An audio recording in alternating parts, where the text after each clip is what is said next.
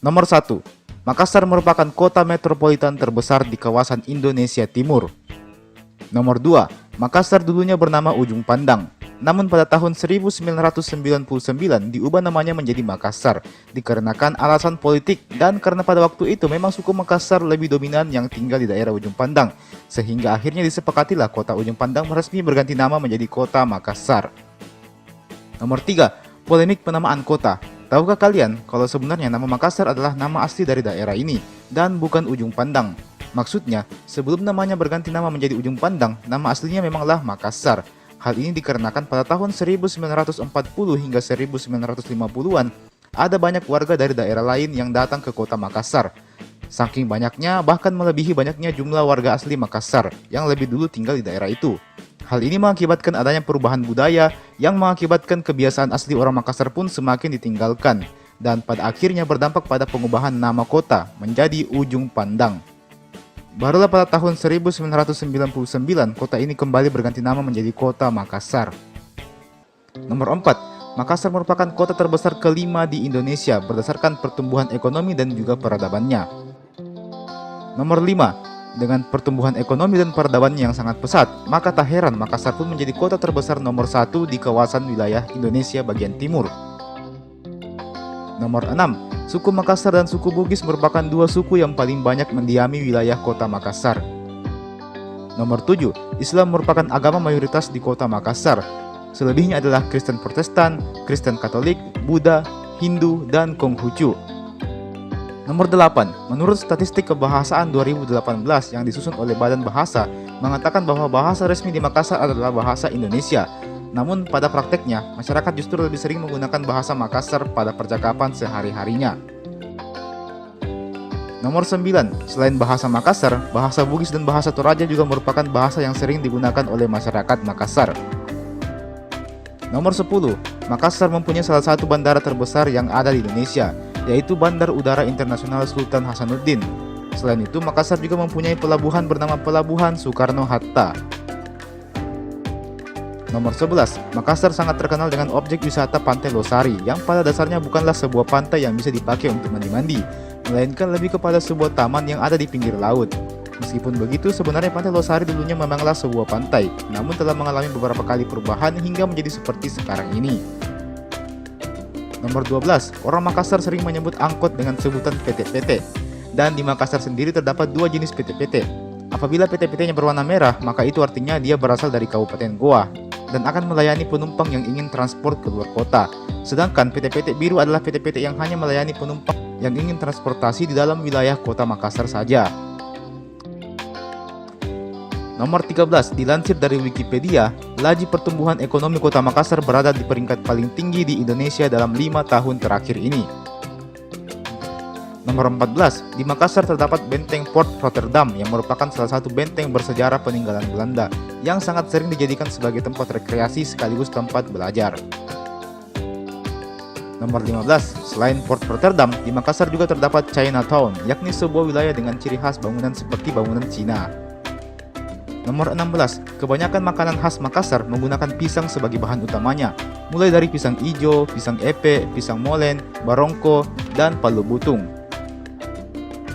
Nomor 17. Meskipun begitu, kuliner Makassar yang paling terkenal sudah pasti coto Makassar dan juga sop kondro. Nomor 18. Makassar merupakan kota pendidikan terbesar nomor 1 di Sulawesi Selatan. Nomor 19. Universitas Hasanuddin yang ada di Makassar merupakan universitas terbaik di kawasan Indonesia bagian timur dan juga masuk ke dalam 5 besar kampus terbaik se-Indonesia. Nomor 20. Klub sepak bola asal Makassar yakni PSM Makassar merupakan klub sepak bola tertua yang ada di Indonesia. Nomor 21. Film asal Makassar yang berjudul Uang Panai yang dibuat pada tahun 2016 lalu merupakan salah satu film paling sukses yang pernah dibuat sepanjang sejarah perfilman Indonesia dan merupakan film yang berhasil mengalahkan film-film top Indonesia lainnya, meskipun film Uang Panai tidak dibintangi oleh artis-artis papan atas tanah air. Nomor 22. Selebgram sekaligus YouTuber asal Makassar, Tuming Abu, merupakan konten kreator yang paling terkenal di Sulawesi Selatan. Meskipun di Makassar sendiri sekarang sudah ada banyak konten kreator yang jumlah subscribernya lebih banyak dari Tuming Abu itu sendiri. Namun yang paling terkenal dan yang paling dikenal adalah Tuming Abu. Nomor 23, di Makassar terdapat Masjid 99 Kubah. Sesuai namanya, masjid ini dibangun dengan puluhan kubah yang menghiasi atapnya. Masjid ini diperkirakan mampu menampung hingga 10.000 jamaah. Dan terlebih lagi, masjid ini dibangun di atas laut, atau lebih tepatnya menggunakan lahan dari proyek reklamasi wilayah Pantai Losari. Nomor 24, Pantai Losari adalah tempat paling ramai dikunjungi pada malam hari di wilayah kota Makassar.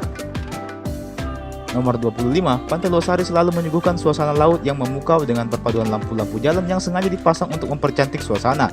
Selain itu, di Pantai Losari juga terdapat banyak penjual pisang epe. Nomor 26, Makassar mempunyai julukan Kota Daeng. Nomor 27, kata Daeng sendiri adalah sebuah panggilan yang ditujukan kepada orang yang lebih tua. Panggilan ini ditujukan untuk memberikan kesan sopan dan sebagai bentuk penghargaan dan rasa hormat kepada orang yang lebih tua tentunya. Nomor 28, Makassar tercatat memiliki jumlah penduduk sebanyak 1.508.000 dan merupakan yang terpadat di Sulawesi Selatan. Nomor 29, banyak orang dari luar beranggapan bahwa orang Makassar itu kasar-kasar, utamanya apabila melihat dari cara ngomongnya. Namun nyatanya tidak seperti itu. Orang Makassar sebenarnya tidak kasar, cuman logat bahasanya orang Makassar memang kayak begitu. Nomor 30, orang Makassar kalau ngomong biasanya akan menambahkan huruf NG pada kata-kata tertentu. Nomor 1, menurut data yang dilansir dari situs resmi pemerintah Sulawesi Selatan, mengatakan bahwa Kabupaten Goa adalah daerah tingkat 2 yang ibu kotanya terletak di kota Sungguh Minasa. Nomor 2, Kabupaten Goa sendiri memiliki luas wilayah mencapai 1.883,32 km persegi atau sama dengan 3,01% dari luas wilayah seluruh Sulawesi Selatan. Nomor 3, jumlah penduduk di Kabupaten Goa termasuk banyak. Tercatat ada 652.941 orang penduduk yang mendiami wilayah Kabupaten Goa. Nomor 4, bahasa yang digunakan di kabupaten ini kebanyakan adalah bahasa Makassar dan juga bahasa Konjo. Nomor 5, Islam merupakan agama yang paling banyak dianut oleh masyarakat di Kabupaten Goa. Nomor 6, wilayah Kabupaten Goa sendiri terbagi ke dalam 18 kecamatan dengan jumlah desa atau kelurahan mencapai 169 yang kemudian terdiri dari 726 dusun. Nomor 7, ada beberapa objek wisata yang ada di Kabupaten Goa. Salah satu yang paling terkenal adalah objek wisata air terjun Bantimurung Nagalang. Objek wisata ini terletak di Desa Pao. Salah satu kelebihan objek wisata ini adalah suasana air terjunnya yang sangat asri dan indah untuk dipandang. Ditambah lagi dengan adanya bebatuan cantik yang mengelilinginya, tentu membuat siapapun betah berlama-lama di sini. Nomor 8, Danau Tanralili. Salah satu objek wisata yang tidak boleh kita lewatkan apabila berkunjung ke Kabupaten Goa adalah Danau Tanralili. Danau ini menawarkan keeksotisannya yang mampu membuat siapapun langsung terpesona dan takjub menyaksikan pemandangan tersebut. Selain itu, tempat wisata ini juga masih mempertahankan keindahan alamnya, sehingga sangat cocok untuk menjadi tempat istirahat dari penatnya kehidupan di kota. Sayangnya, untuk ke danau ini diperlukan fisik dan mental yang baik, dikarenakan medan yang ditempuh untuk menuju ke objek wisata ini lumayan menguras tenaga. Nomor 9, yang membuat Danau Tanralili sangat sulit untuk didatangi adalah karena lokasinya yang berada di kaki gunung bawah Karaeng, sehingga setiap pengunjung harus menyusuri kaki gunung tersebut untuk berkunjung ke Danau Tanralili. Meski begitu, apabila kita telah sampai di sana, maka lelah kita seperti langsung hilang seketika saat melihat keindahan alam yang ada di Danau Tanralili ini. Nomor 10, air terjun Balang Bulang. Goa yang sebagian besar wilayahnya didominasi oleh perbukitan memang tidak bisa dilepaskan dengan hadirnya banyak air terjun. Salah satunya adalah air terjun Balang Bulang. Air terjun ini termasuk ke dalam hidden gems yang patut untuk dikunjungi. Namun, lagi-lagi dibutuhkan stamina dan fisik yang kuat untuk bisa ke air terjun ini, karena membutuhkan waktu 2-3 jam untuk menempuh jalur sungai dan perbukitan agar bisa sampai ke curug ini. Tapi buat kalian yang suka dengan tantangan, maka tempat ini selalu jadi pilihan yang tepat untuk kalian kunjungi tentunya. Nomor 11, Malino Highland. Inilah tempat yang bisa dibilang paling dikenal di Kabupaten Goa. Malino Highland adalah sebuah objek wisata yang mengandalkan keindahan alamnya. Objek wisata yang terletak di Kecamatan Tinggi Moncong, Kabupaten Goa ini menawarkan deretan hutan pinus yang tinggi. Dan tak jarang pula kita akan bertemu dengan hewan-hewan eksotis seperti kuda dan rusa di tempat ini. Pemandangan alam yang disajikan pun juga tidak main-main. Bisa dapat nilai 100 dari 100 lah pokoknya. Nomor 12, Janji Lembah Rama. Salah satu objek wisata yang dapat dikunjungi di Kabupaten Goa adalah objek wisata Lembah Rama. Namun, ada hal yang unik dari objek wisata yang satu ini. Konon katanya, apabila ada seorang pengunjung yang datang dan berjanji untuk kembali lagi ke tempat ini, maka dia akan betul-betul kembali ke tempat ini. Wow, ada apa gerangan? Benarkah hal ini? Nomor 13, Lembah Rama sendiri merupakan objek wisata yang lokasinya berdekatan dengan Danau Tanralili. Sehingga apabila kalian berkunjung ke Lembah Rama ini, bisa sekalian mampir ke Danau Tanralili. Nomor 14, Air Terjun Parangloe. Satu lagi air terjun yang ada di Kabupaten Goa adalah Air Terjun Parangloe yang menawarkan keindahan air terjun dengan bentuk yang unik. Adanya susunan batu di sekitar air terjun membuat air terjun tersebut jadi kelihatan sangat indah dan menarik untuk dipandang. Sayangnya, untuk mencapai surga kecil ini dibutuhkan perjuangan untuk melewati jalur yang lumayan terjal, serta jalan setapak yang berbatu. Olehnya itu, harap berhati-hatilah apabila kalian ingin mengunjungi objek wisata yang satu ini. Nomor 15, Bendungan Kampili. Masih dari objek wisata air, kali ini kita disuguhkan dengan hadirnya Bendungan Kampili. Bendungan ini dikenal dengan keindahan yang dimilikinya. Bendungan ini dikelilingi oleh bebatuan yang membuatnya menjadi sangat menarik untuk dijadikan sebagai objek swafoto. Nomor 16, tahukah kalian kalau Bendungan Kampili sendiri mempunyai julukan, yakni Grand Canyon-nya Indonesia? Wow, hal ini dikarenakan bendungan ini memiliki keindahan yang lumayan mirip dengan Grand Canyon yang ada di Amerika sana. Nomor 17, Air Terjun Cinta. Satu lagi hidden gems yang ada di Kabupaten Goa adalah air terjun cinta yang dikenal karena memiliki kolam di bawahnya yang terlihat mirip dengan bentuk hati. Wah, tentu ini merupakan spot yang cocok bagi pasangan-pasangan yang butuh liburan ke tempat-tempat yang romantis.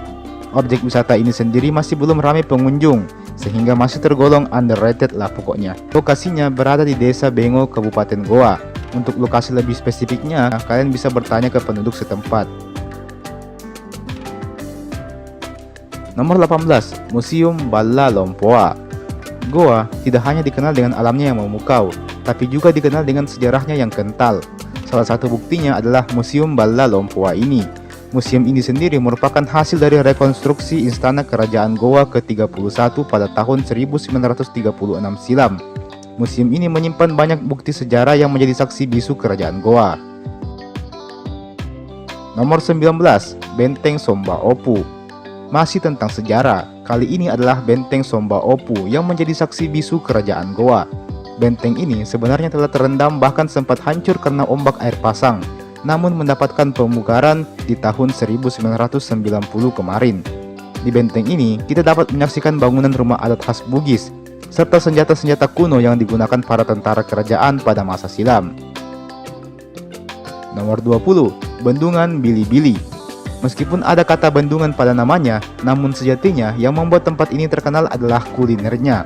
Tempat ini adalah tempat yang sangat direkomendasikan bagi para wisatawan yang berkunjung ke Goa, karena ada banyak hidangan lezat yang menggugah selera. Hidangan khas di tempat ini kebanyakan adalah hidangan seafood dan juga ayam kampung. Nomor 21, Objek Wisata Kebun Goa. Objek wisata Kebun Goa adalah objek wisata yang menawarkan suasana perkebunan dengan aneka buah-buahan yang bisa kalian temui tentunya. Objek wisata ini sangat cocok buat kalian yang menggemari bidang perkebunan dan bercocok tanam, karena kalian bisa rekreasi sekaligus belajar di sini. Nomor 22, Goa Discovery Park. Goa ternyata bukan hanya dikenal dengan objek wisatanya yang mengandalkan keindahan alam. Objek wisata yang modern pun juga ada di sini. Adalah Goa Discovery Park yang menawarkan permandian kolam renang yang dilengkapi dengan berbagai macam wahana yang dapat kalian coba. Nomor 23, Padipalli Golf Club. Ternyata di Goa ada sebuah lapangan golf. Bahkan lapangan golf ini sendiri telah diakui oleh kancah internasional. Lapangan golf ini sendiri memiliki luas mencapai 320 hektar dengan fasilitas golf yang sangat memadai tentunya. Tapi bagi kaum bawah macam saya sih kayaknya main bola atau main clearing lebih menarik deh. Saya nggak tahu aturan main golf soalnya. Nomor 24, Taman Wisata Holyland Malino. Seolah tak habis dengan wisata yang ada, kali ini ada sebuah taman di daerah Malino, Kabupaten Goa yang menawarkan lahan seluas 45 hektar dengan konsep replika seperti Holyland yang ada di Israel. Selain sebagai tempat jalan-jalan dan berfoto-foto, taman ini juga kerap kali dijadikan sebagai tempat olahraga oleh sebagian pengunjung. Apapun itu, kalau kalian mau ke Holyland tanpa harus jauh-jauh ke Israel, bisa datang saja ke tempat ini. Nomor 25, Suku Konjo. Tahukah kalian kalau ada sebuah suku di Kabupaten Goa yang lumayan unik, adalah suku Konjo. Suku Konjo ini sebenarnya hampir sama dengan suku Kajang yang ada di Bulukumba. Bedanya, suku ini tinggal di wilayah pegunungan dan berpusat di Malino. Suku ini juga dikabarkan memiliki keterkaitan yang erat dengan suku Toraja. Nomor 26, tahukah kalian kalau Goa sendiri mempunyai julukan ayam jantan dari timur? Hal ini karena salah satu pahlawan nasional Indonesia berasal dari Goa. Dialah Sultan Hasanuddin yang berjasa dengan berhasil mengusir VOC Belanda pada masa penjajahan.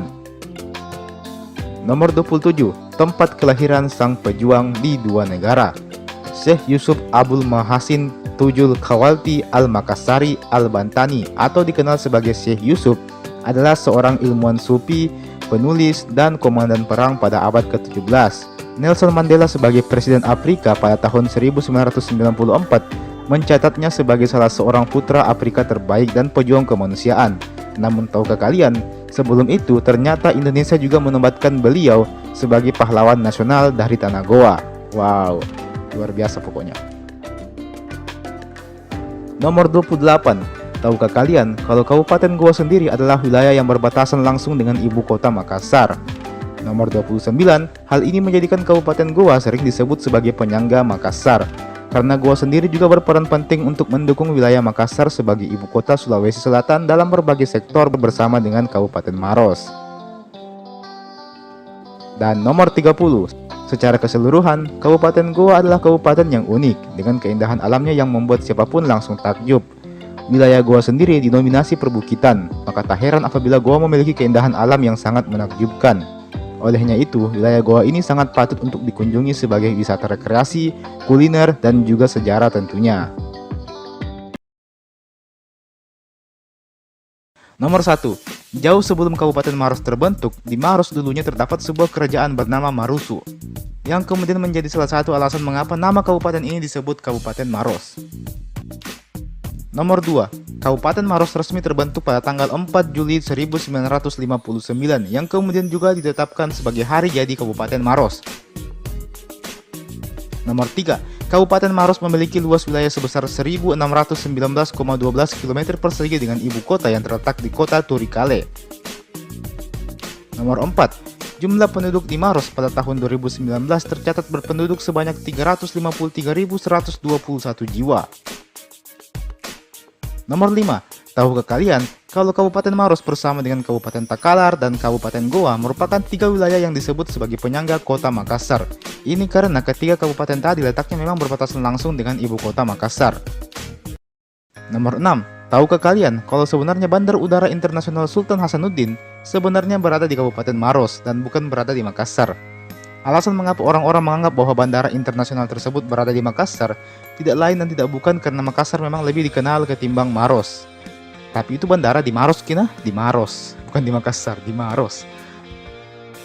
Nomor 7. Dua suku yang paling dominan menghuni Kabupaten Maros adalah suku Bugis dan suku Makassar. Olehnya itu bahasa daerah yang dipakai di Maros hampir mirip dengan bahasanya orang Makassar. Atau bahkan mungkin sama ji. Nomor 8. Mari kita menuju ke pariwisata. Di Maros sendiri ada yang namanya air terjun Madenge. Air terjun Madenge ini adalah air terjun yang sumber airnya meluncur di antara dua tebing berukuran raksasa. Di antara dua tebing ini juga terdapat aliran sungai yang menjadi tempat favorit bagi para wisatawan untuk berendam atau kalau dalam bahasa Inggris disebut dengan mandi-mandi. By the way, aliran hulu sungai ini berasal dari mata air Gunung Bulu Saraung. Nomor 9. Objek wisata Rambang-Rambang. Tahukah kalian kalau objek wisata Rambang-Rambang ini telah diakui keindahannya bukan hanya di Indonesia tetapi juga di dunia. Rambang-Rambang sendiri kalau diartikan adalah awan atau kabut. sesuai dengan tempat wisatanya yang menawarkan suasana berkabut pada pagi hari.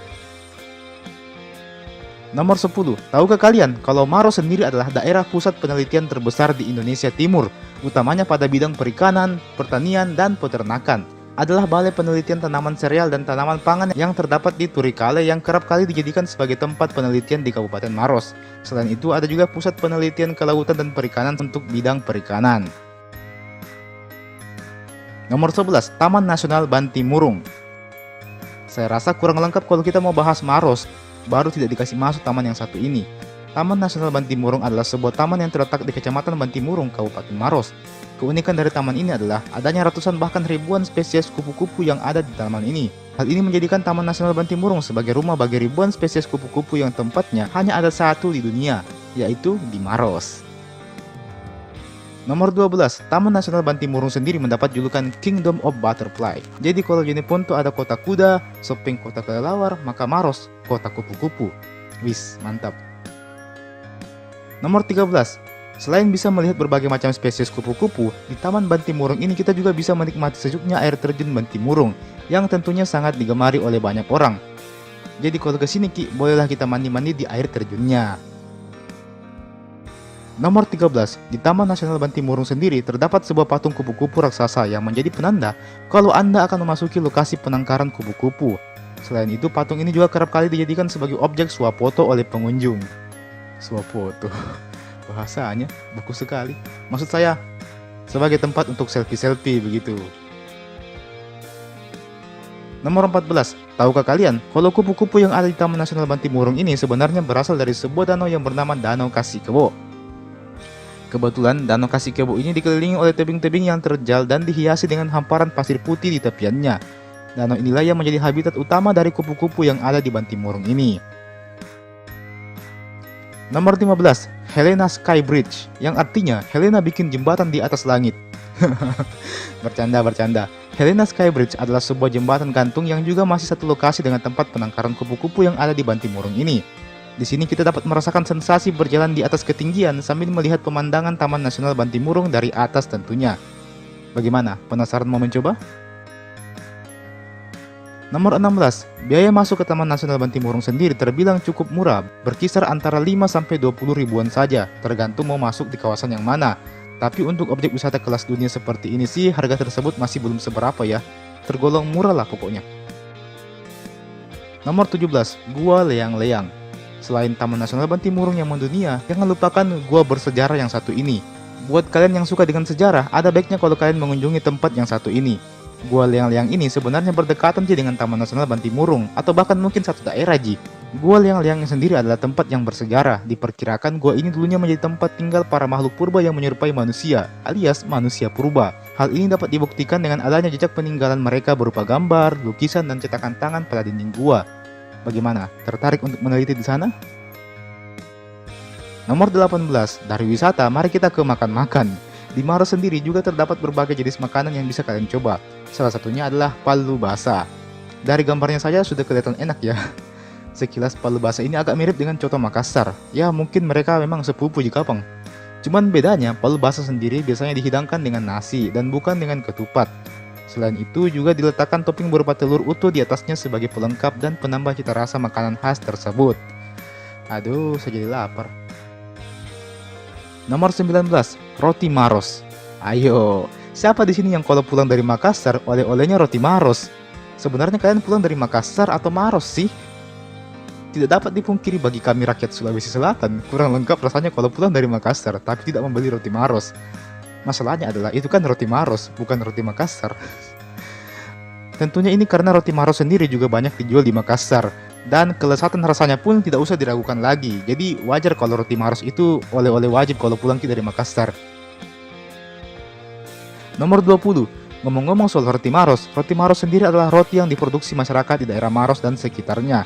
Sekilas, memang roti ini kayak adik kakak dengan roti sobek begitu, yang dibuat menyerupai otot perut pemain Smackdown. Otot perut pemain Smackdown. Maksud saya yang dibuat dengan bentuk persegi dan dapat dibagi ke dalam 9 atau 12 potong. Isiannya sendiri adalah selai dengan beraneka macam rasa. Ada rasa coklat, pisang, rasa kacang, rasa ingin memiliki, rasa sakit, rasa kecewa, rasa ingin membenci tapi sebenarnya cinta.